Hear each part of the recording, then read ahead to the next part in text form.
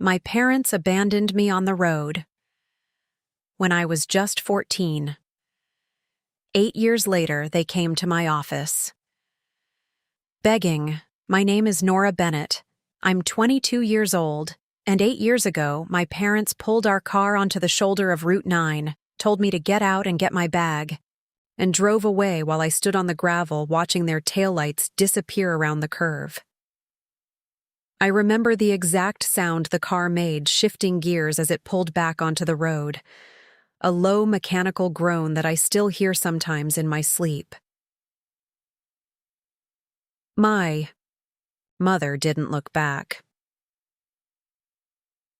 My father said through the rolled-down window, "You'll figure it out. You always do," like he was commenting on a math problem instead of leaving his 14-year-old daughter alone on a 2-lane highway as the sun went down. 8 years later, they walked into my office, unannounced, dressed like they'd rehearsed the whole thing in a mirror, asking me to forgive them and help them financially.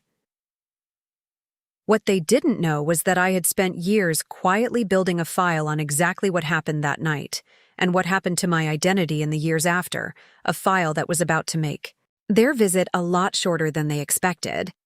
If you've ever had to rebuild your entire life after the people who were supposed to protect you chose someone else instead, stay with me, because this story is for you, and if it means something to you, please subscribe, because what happened in that office changed everything for all three of us. I need to go back to the beginning to explain how we got to that highway shoulder in the first place, because the abandonment didn't come out of nowhere. It was the final, ugly conclusion of a pattern that had been building for years. I grew up in a small town outside Dayton, Ohio, the older of 2 children. My younger brother, Tyler, was born when I was 5, and from the moment he arrived, something in our household shifted in a way I didn't have the language for as a child, but understood completely by the time I was a teenager. Tyler was, by every account our parents gave anyone who would listen, the easy one, the golden one, the child who made sense to them in a way I apparently never did. I was the quiet, watchful kid who read too much and asked too many questions, and somewhere along the way, my parents decided that quietness meant I needed less, that my ability to entertain myself and manage my own emotions meant I required less attention, less patience, less love, distributed instead almost entirely toward Tyler. I have 3 specific memories from my childhood that, looking back, told me everything about where I stood in that family, long before the highway. The first was when I was 8 years old, and I'd worked for 2 months on a diorama for a school history project, a small, handmade model of a colonial village that I was genuinely proud of, the kind of proud that comes from doing something difficult and slow and careful all by yourself. The night before it was due, Tyler, 3 years old at the time, knocked it off the kitchen table reaching for a cookie, and it shattered across the floor. I cried. The kind of crying that comes from a very specific, very real grief for something you built with your own hands. My mother's response was to tell me to stop making Tyler feel bad about an accident and to help me fix it quickly so dinner wouldn't be delayed, as though my grief over the ruined project was the inconvenience, not the fact that nobody in that kitchen seemed concerned about how I felt at all. The second memory is from when I was 11. I'd saved allowance money for almost a year to buy a bicycle I'd been wanting, riding my old, too small one to the hardware store every week just to look at it through the window and make sure it was still there. When I finally had enough, my mother told me the money needed to go toward Tyler's baseball league registration. Instead, because that's what family does, we help each other, a phrase I would hear many more times over the years, always applied in exactly one direction. I never got the bicycle. Tyler played baseball for 1 season and quit. There's a smaller memory tangled up with that one that I still carry with me. The exact texture of the hardware store window I used to press my forehead against. The cool glass fogging slightly with my breath as I counted the days until I'd saved enough. I remember the specific shade of blue on that bicycle's frame, and I remember just as clearly the quiet, practiced way I told myself it didn't matter, that I didn't really need it anyway, a skill I would keep sharpening for years without realizing what it was costing me. The third memory, and the one that I think mattered most in shaping what came later, happened when I was 13. I'd been struggling that year, quietly, with EMI. Anxiety, I didn't have a name for yet. The kind that made my stomach hurt most mornings before school and made it hard to sleep most nights. I finally worked up the courage to tell my mother I thought I needed to talk to someone, a counselor, anyone, because I didn't understand what was happening inside my own body and mind. She told me I was being dramatic, that kids these days always thought they needed therapy for everything, and that if I wanted attention, I should try being easier to deal with, like your brother. I never brought it up again. I learned methodically and repeatedly that my needs were an inconvenience in that house, and that the fastest way to reduce the friction around me was to simply stop having needs at all, or at least stop voicing them. I surrendered pieces of myself constantly to keep the peace, the way children do when they don't yet understand that peace built on their own erasure isn't really peace at all. I don't know exactly what happened in the weeks before that drive on Route 9. What specific financial pressure or personal frustration pushed my parents to the decision they made, because they never explained it to me, not that night and not in the 8 years since. What I do know is that we were driving back from a weekend, visiting my father's cousin 2 hours away and about 40 minutes from home. An argument started in the front seat. Something about money, about my father losing another job, about how things were going to have to change. I sat in the back seat, silent, the way I always was during their arguments, staring out the window at the tree line blurring past. My mother turned around at one point and looked at me with an expression I still can't fully describe. Something between exhaustion and resentment, like I was a symbol of every hard thing in her life rather than her own child. The car slowed. My father pulled onto the gravel shoulder. "Get out," he said, not yelling, almost calm, which somehow made it worse. I thought, for one confused second, that we were stopping for gas, or that something was wrong with the car. I asked what was happening, and my mother said, without turning, "Around this time, we need a minute. Just get your bag and wait here. We'll be right back." I got out. I stood on the gravel, my backpack in one hand, watching the car pull away, slowly at first, and then faster, until it rounded a curve and I couldn't see it anymore. I stood there for what felt like hours, though it was probably closer to 45 minutes, before I understood. With a kind of cold clarity that settled into my chest and never fully left, that they weren't coming back. The light changed slowly around me, the gold of late afternoon fading into a flat gray dusk. And I remember counting cars as they passed, 17 of them before Carol's headlights finally slowed. I remember the specific smell of the gravel shoulder, dust and diesel exhaust, and the faint sweetness of cut grass from a nearby field, a combination that even now, 8 years later, can stop me completely if I catch it unexpectedly somewhere ordinary like a gas station. I remember how my own voice sounded strange to me when I finally spoke to the officer who arrived, thin and far away, like it belonged to someone else entirely. A woman driving home from her shift at a nearby diner saw me standing alone as the light faded and pulled over to ask if I was okay. Her name was Carol Whitfield, and she would go on to become the single, most important adult in the rest of my childhood, though I didn't know that yet, standing on the shoulder of that road, shaking, unable to fully explain what had just happened because I barely understood it myself. Carol called the police from her car. The responding officer took a full report, my name, my parents' names, the description of the vehicle, the exact mile marker where I'd been left, All of it entered into an official record that would matter enormously years later, though at 14, I had no way of knowing that.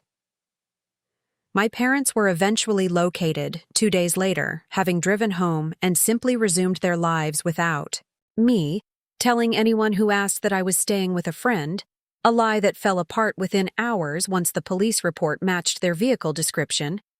I was placed in emergency foster care while the county sorted out what had actually happened. And Carol, who had no legal obligation to me at all beyond the kindness of pulling her car over on a dark road, petitioned to become my foster parent within that first week, a decision that changed the entire trajectory of my life. My parents were investigated for child abandonment. They faced some legal consequences.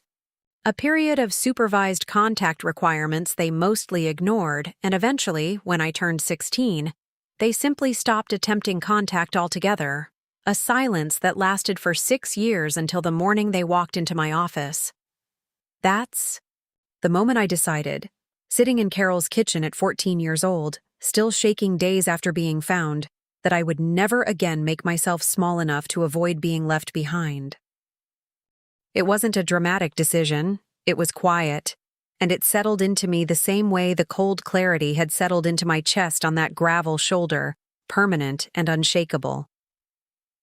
Carol raised me from that point forward with a steadiness I had never experienced before, showing up to every school event, insisting I see a counselor for the anxiety my mother had once dismissed, teaching me, slowly, that my needs were not an inconvenience to anyone who actually loved me.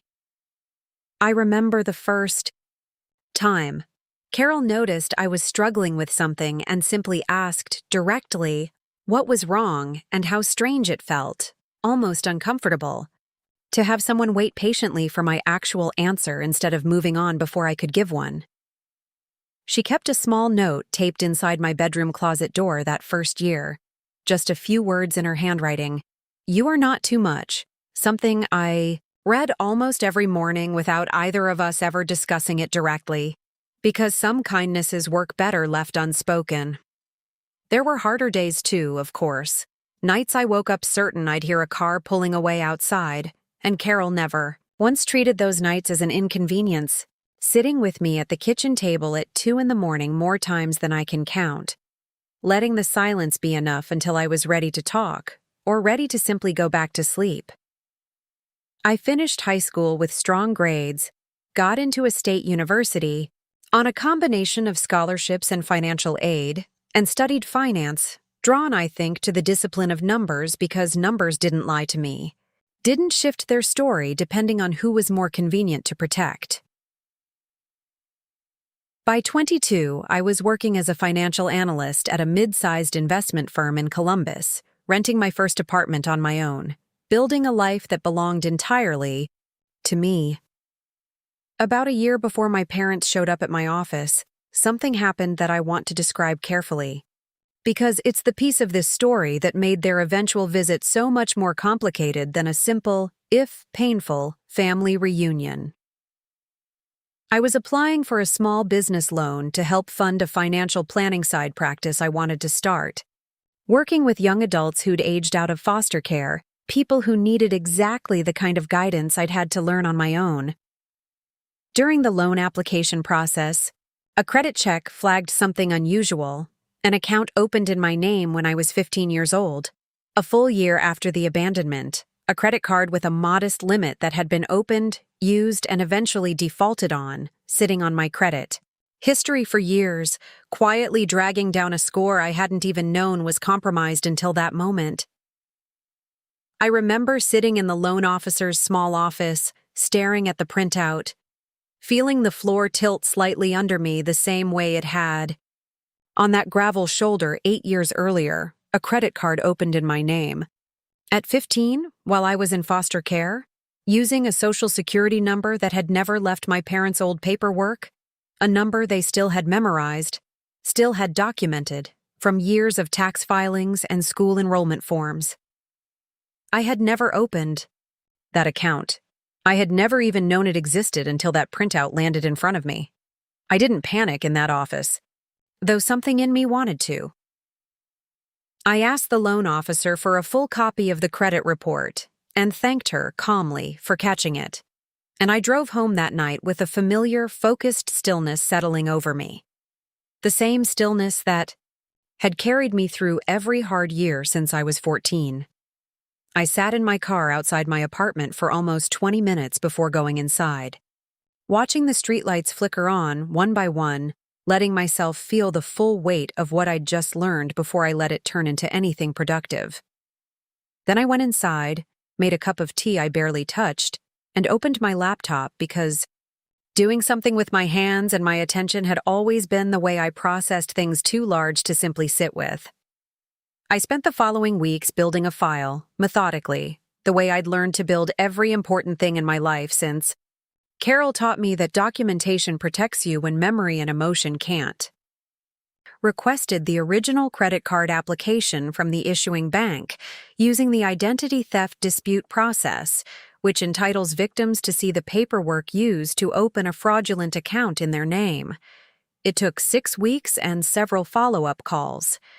But the documents eventually arrived, and there, on the original application, was my name, my birth date, my social security number, and a signature that was clearly not mine, an amateur, hurried forgery that any bank teller with more scrutiny might have caught, but hadn't.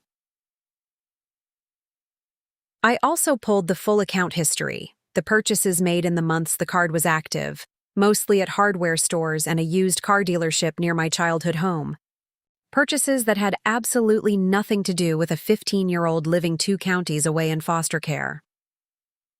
I compared the dates on that account activity against my school attendance and foster placement records, which Carol still had carefully organized in a filing cabinet in her spare room, and the timeline lined up perfectly with the period right after my parents lost visitation rights and stopped attempting supervised contact.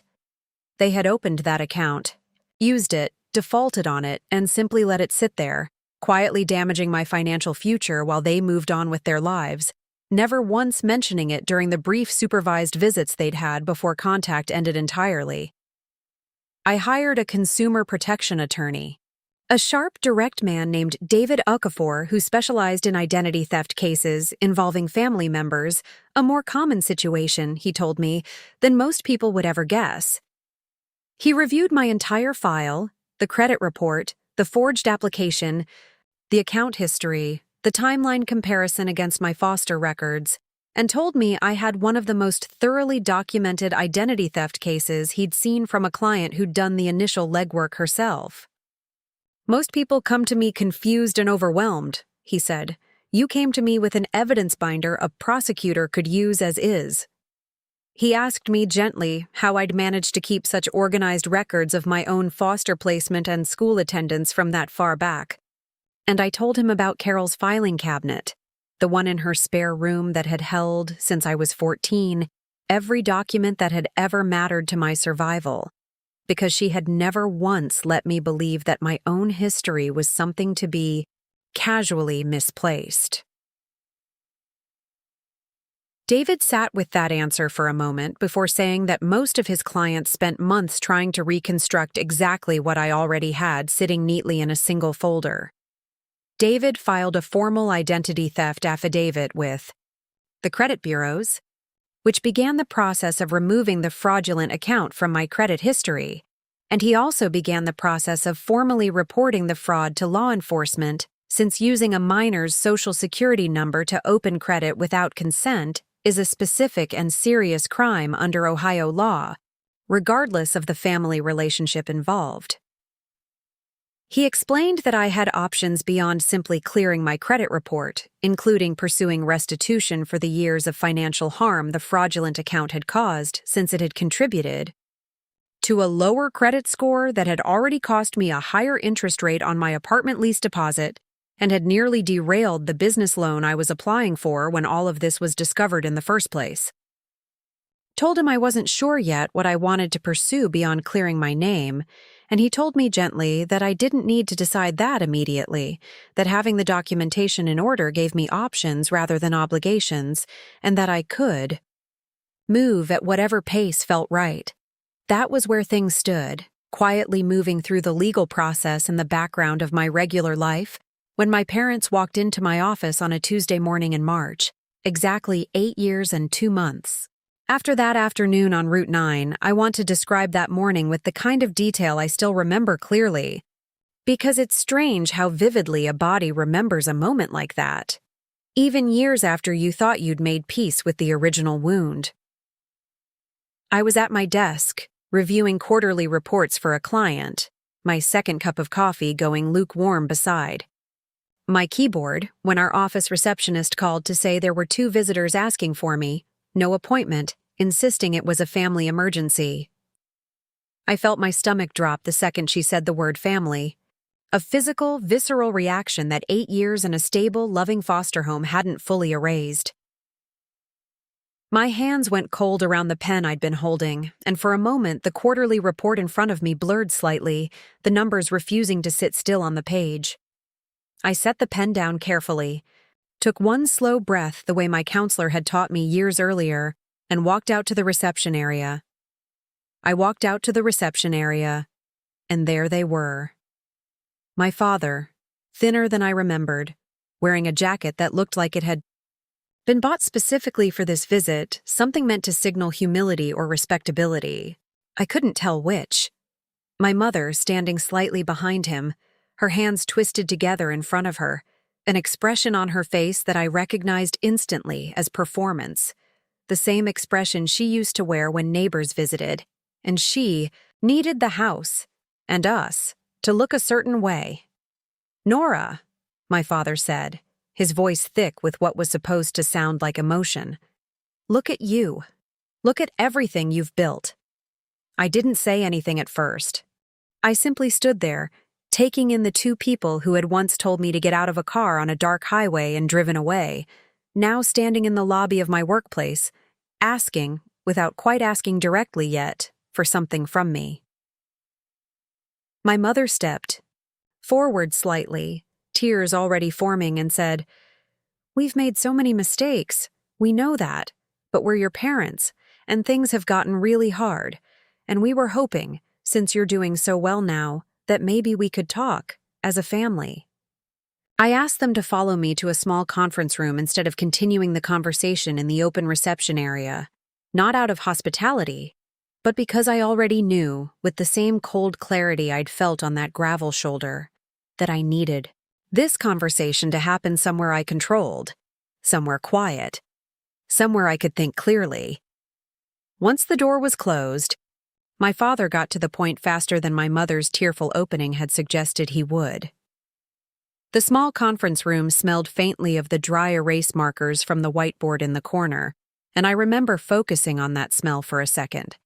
Something ordinary and steady to hold on to while my chest tightened. Things had gotten hard, he explained. The hardware store he'd worked at for years had cut his hours.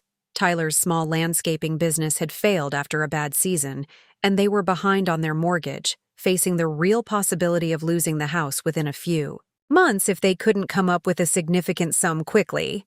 "We know we don't have any right to ask," my mother said, her voice trembling in a way I recognize now as calculated rather than spontaneous. "But you're the only one in this family who's ever been good with money, and we thought maybe if you could help us, just this once, we could finally put the past behind us and be a real family again." I sat very still, listening, the same stillness that had carried me through the loan officer's office months earlier settling over me now. I thought about how easily the phrase "put the past behind us" rolled off her tongue, as though the past were a minor disagreement rather than a 14-year-old girl left alone on a highway as the sun went down. I thought about Tyler, who I hadn't heard mentioned as struggling until it became relevant to their request. The golden child whose failures apparently still mattered more to this conversation than the daughter sitting across from them. And then I thought about the credit report sitting in David's office, the forged signature, the purchases at a hardware store and a used car dealership 2 counties from where I'd been placed in foster care, the timeline that lined up perfectly with the months right after they lost visitation rights. "Before we talk about any of that," I said, keeping my voice level, "I need to ask you both something, and I'd like an honest answer."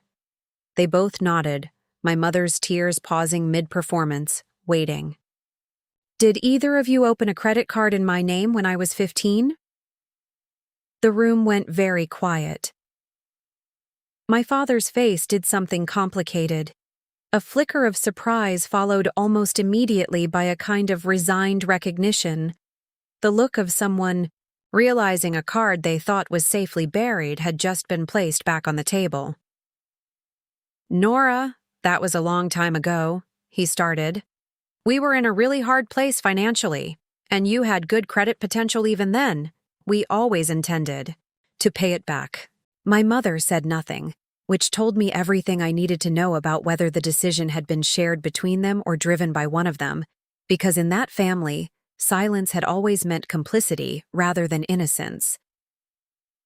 "I have the original application," I said, still calm, still measured. "The signature on it isn't mine. I've had it compared to verified signature samples. It doesn't match.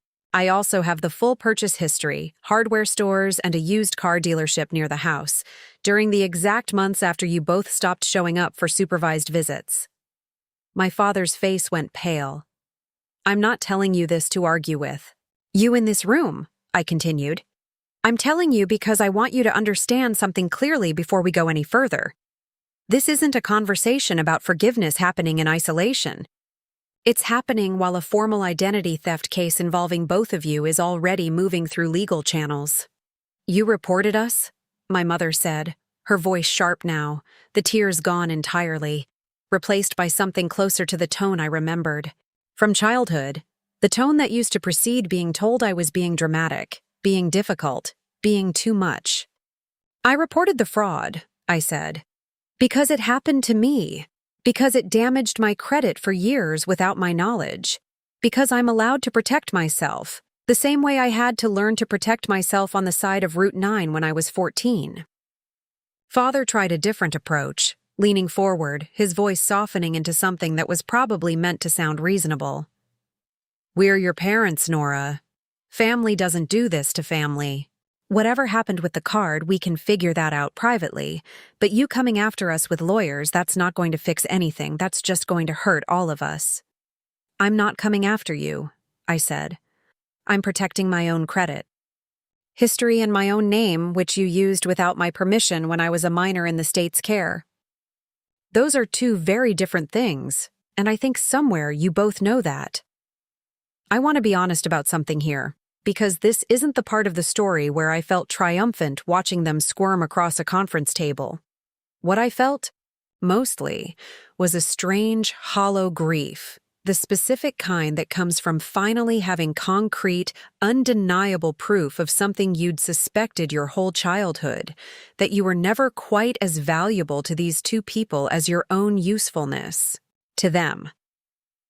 I let David handle the formal legal process from that point forward, exactly as I had already set in motion weeks before they ever walked into my office.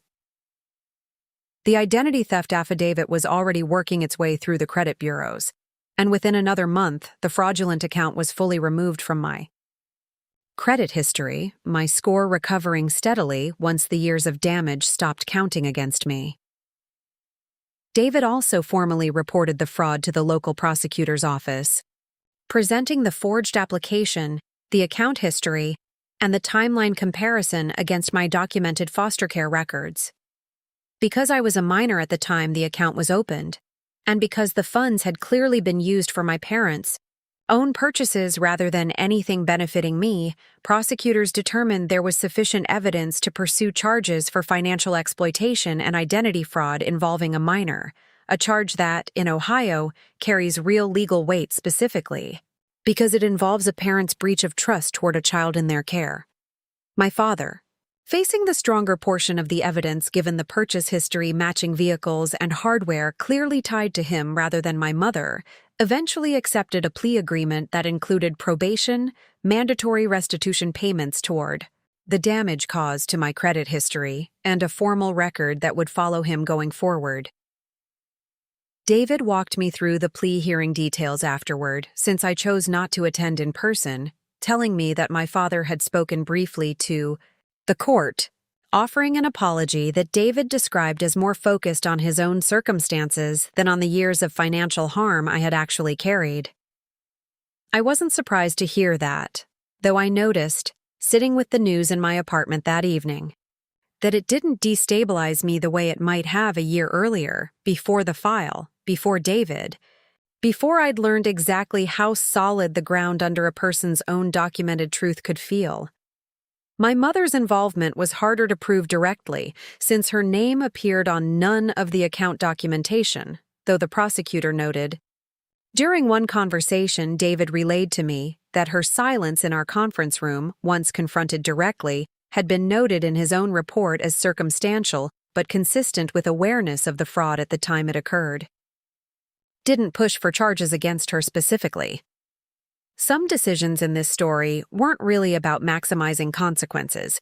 They were about drawing a clear, permanent line and letting the facts determine where that line actually needed to fall, rather than emotion or old resentment deciding it for me. The restitution my father was ordered to pay was modest, a few $1,000s spread across a payment plan, nowhere near enough to solve the mortgage crisis they'd walked into my office hoping I would personally fix. Word of the legal case, once it became part of the public court record, reached a few people in their small community, including, eventually, Tyler, who called me directly about 3 weeks after the plea agreement was finalized, a call I almost didn't answer.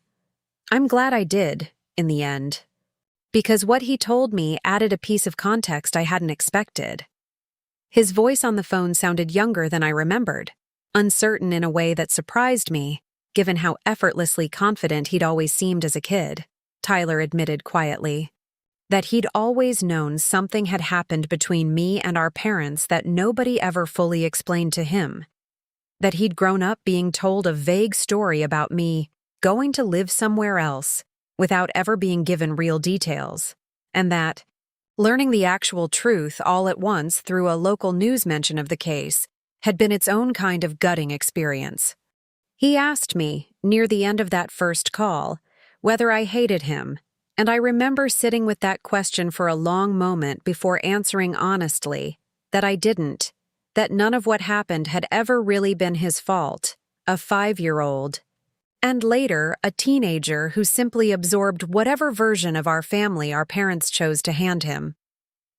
We didn't rebuild a close relationship overnight, and I want to be honest that we still don't have one today in any deep sense.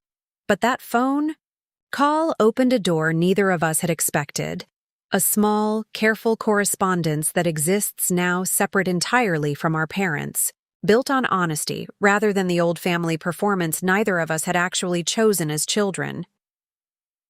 My parents did eventually lose the house, though not because of anything I did directly. The mortgage default had been building for months before. They ever walked into my office driven by their own financial choices long before my credit report ever entered the picture. I heard secondhand through Tyler that they moved into a smaller rental property about an hour from their old neighborhood, a quieter, more difficult version of the life they'd always assumed would simply work out because it always had before, someone else absorbing the consequences on their behalf. I changed the locks on my apartment about a month after that conference room conversation, not because there was any real security threat, but as a small symbolic gesture for myself. A physical reminder that access to my life, my space, and my resources belonged entirely to my own decision now, not to anyone who felt entitled to it simply by sharing my blood. I also, around that same time, formally changed my emergency contact information at work and on my medical records, replacing my parents' names, which had somehow still been listed there since I was a teenager, with Carol's name instead. A small administrative update that felt, in practice, like one of the most significant boundaries I ever drew. My business loan, once my credit history was fully corrected, was approved within a few months, and I opened my small financial planning practice for young adults transitioning out of foster care exactly the way I'd originally envisioned it, working with teenagers and young adults who understood, without me needing to explain much, exactly what it felt like to learn financial survival skills nobody had ever bothered to teach you. Carol still comes to dinner every Sunday, a tradition that started the first year she took me in and never once faded. And I've come to understand that family, in the way that actually matters, was never about blood in the first place. It was about who shows up, consistently, without needing anything, in return, and who stays even when staying isn't convenient. I think about that highway sometimes, the exact sound of the car pulling away, the gravel under my sneakers, the slow, sinking realization that nobody was coming back for me. I don't think about it with the same raw panic I used to, mostly because I've spent 8 years proving to myself, methodically, the same way I approach everything now, that I was never actually as helpless as that moment made me feel. I still keep a small note taped inside my closet door, the same words Carol wrote for me all those years ago. "You are not too much." And some mornings I read it without even fully realizing I'm doing it, the way you might glance at a photograph you've walked past 1,000 times. What I know now, sitting on the other side of that conference room conversation, is that setting a boundary and seeking revenge were never the same thing. Even though from the outside, watching my parents' faces change as the documents came out, it might have looked exactly the same. Revenge would have meant using their vulnerability, their financial desperation, as leverage to make them suffer. The way I once suffered, a boundary simply meant refusing to let their desperation become my responsibility twice. Once as a child abandoned on a highway, and again as an adult expected to quietly absorb both the emotional and financial cost of their choices without ever asking for accountability in return. I never wanted my parents to lose everything. I wanted the truth acknowledged, my name and my credit history returned to me clean, and a permanent, documented boundary that made it impossible for either of them to quietly use my identity or my compassion again. My financial planning practice has grown steadily since that spring, and I've started noticing something I didn't expect when I first opened its doors. How many of my young clients arrive carrying the exact same instinct I once had, the reflex to apologize for needing help at all, and how much lighter they seem to sit once they realize that instinct was never something they had to keep. If you've ever had to decide between the family you were born into and the family that actually shows up for you, I'd love to know, in the comments, how you found the version of that boundary that finally let you breathe. Thank you for listening to my story. If it meant something to you, please like this video and subscribe for more stories like Nora's, and share it with someone. Who needs to hear that walking away from harm was never selfish? It was survival.